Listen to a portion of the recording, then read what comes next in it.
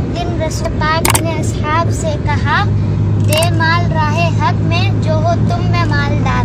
ارشاد سن کے فرد طرف سے عمر اٹھے، اس روز ان کے پاس تھے درہم کئی ہزار۔ دل میں یہ کہہ رہے تھے کہ صدیق سے ضرور بڑھ کر رکھے گا آج قدم میرا راہوار۔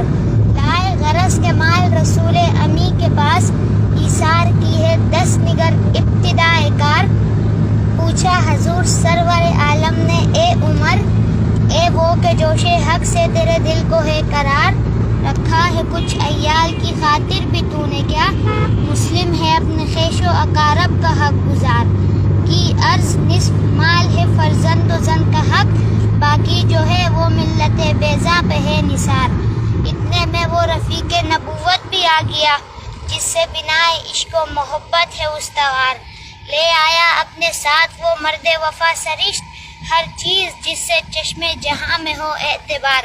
مل کے یمین و درہم و دینار و رخت و جنس، اسپِ قمر سم و شتر و قاطر و حمار۔ بولے حضور چاہیے فکر عیال بھی، کہنے لگا وہ عشق و محبت کا رازدار۔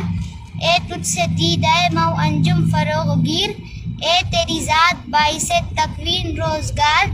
پروانے کو چراغ ہے بلبل کو پھول بس، صدیق کے لیے خدا کا رسول بس۔